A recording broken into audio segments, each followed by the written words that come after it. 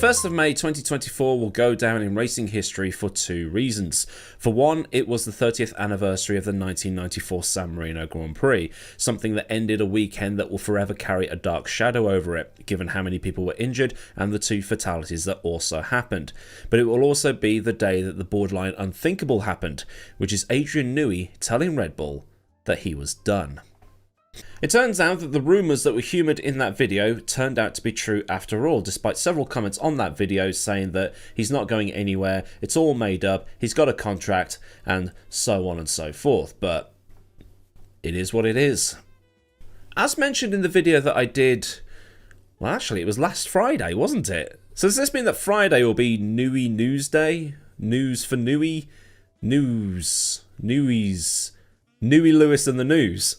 That's probably the good thing to call it, isn't it? I don't know, but back to the topic at hand, Newey had been unsettled by all the stuff that's happening behind the scenes. A suspected power struggle going on at Red Bull that involves the Thai side of the company that owns 51% of Red Bull, that is supporting Christian Horner, and you've also got the Austrian side that owns the remaining 49% that wants Horner gone. And you've also got the Marco, Max and Jos trio that are also a factor in this thing.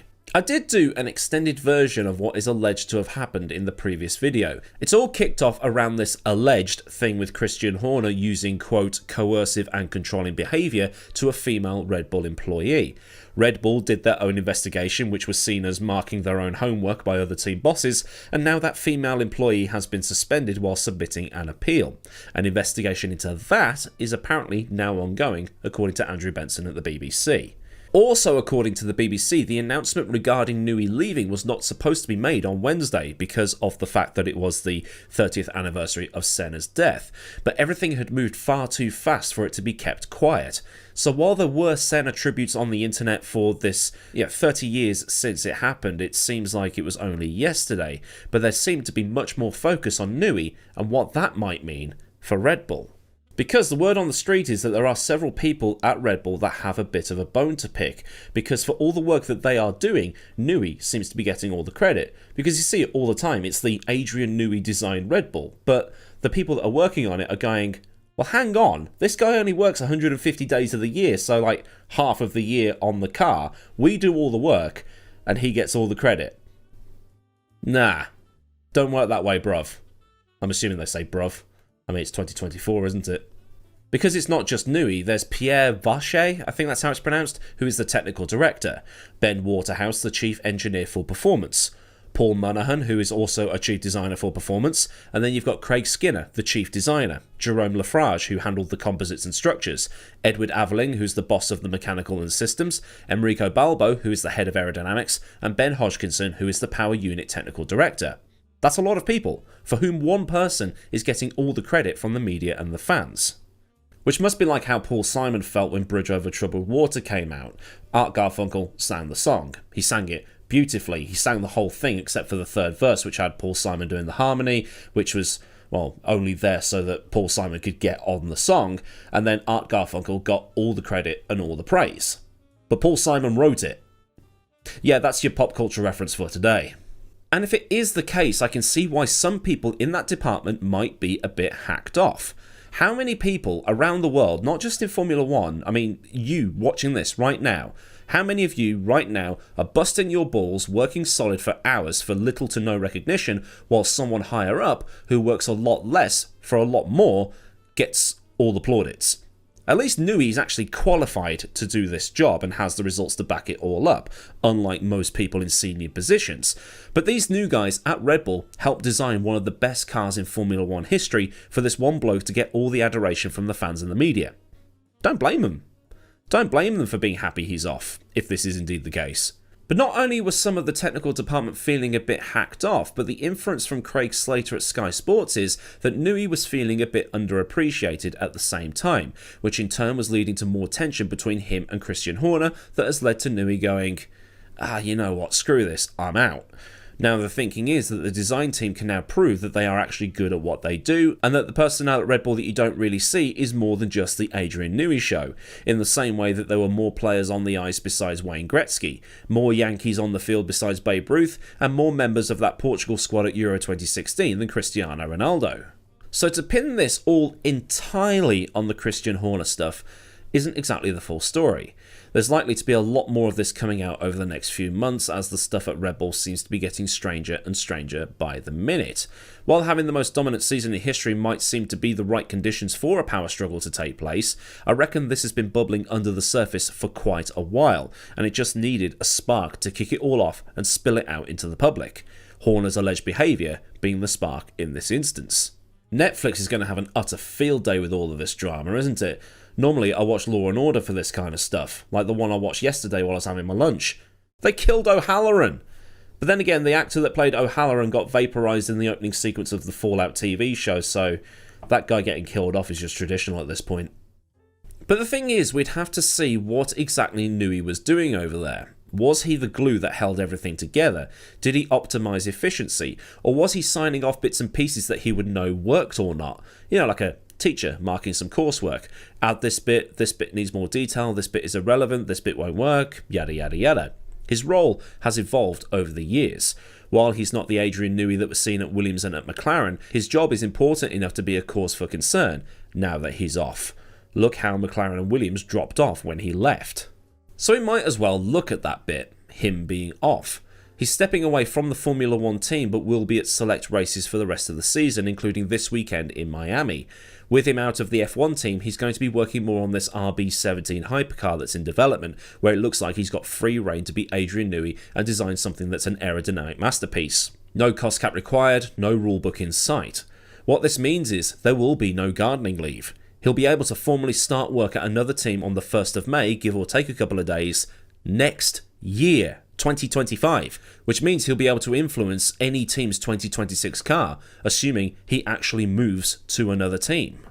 But didn't you say something about him not starting until 2027, I hear you cry? Well, that's what we thought. I was just being realistic in terms of the whole thing, because his contract ended at the end of 2025, he'd then have to have 2026 off, and then get started in 2027, but it looks like, well, there is going to be no gardening leave whatsoever.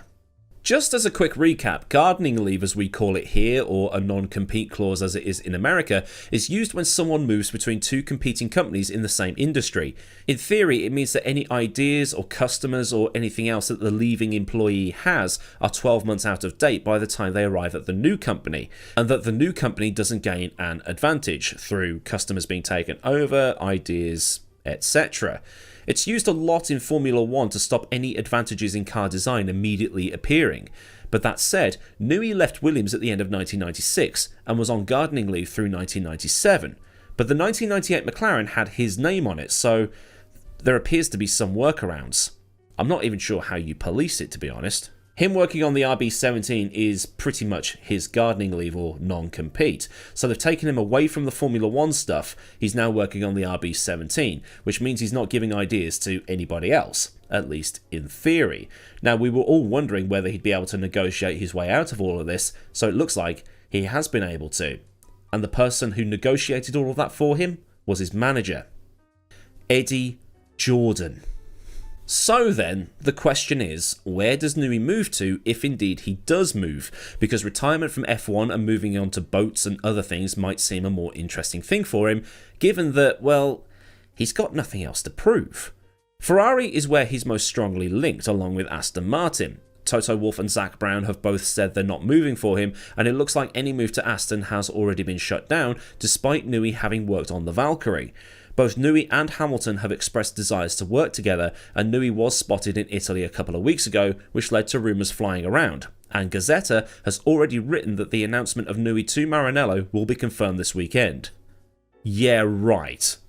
And actually, as some bonus facts, since 1990, you might be interested to learn that Senna, Hamilton, Rosberg, Raikkonen and Alonso are the only drivers in the last 34 years to have won a championship in a car that has not had input from either Adrian Newey or Ross Brawn. That's f***ing insane. From a commercial standpoint, well, I mean, eyes on your team standpoint at the very least, Newey to Ferrari is a decent move. The most successful driver and designer working together. There was an insane stat posted recently that if you combine the races won by Newey and Hamilton, they account for 30% of all races won in Formula 1. Hamilton is already ticking a box that says, I drove for Ferrari, and Newey will be able to go, cool, worked with Hamilton. And if the most successful driver and designer win a few races and, just for shits and giggles, if Ferrari nails the engine and aero regulations for 2026 and Hamilton wins a championship at the age of 41, then that's like completing Formula 1. The last thing to see is what happens at Red Bull regarding Max, Jos and Marco. Has Newey leaving caused enough mayhem to make Max start thinking a bit more seriously about Toto's offer to move to Brackley? Not yet, I don't think. I think it will depend on how many others see Newey's departure and think, I should probably go too. Go with him to Ferrari. Go with Max to Mercedes. But for maximum mayhem, it will be if Max leaves. That's where the carnage is going to be caused. Max has said that he would have preferred Newey to stay, but if Newey wants to leave, he wants to leave, and that's his choice. There's probably a reference to dominoes toppling or the house of cards coming down, but I can't think of anything really witty to say.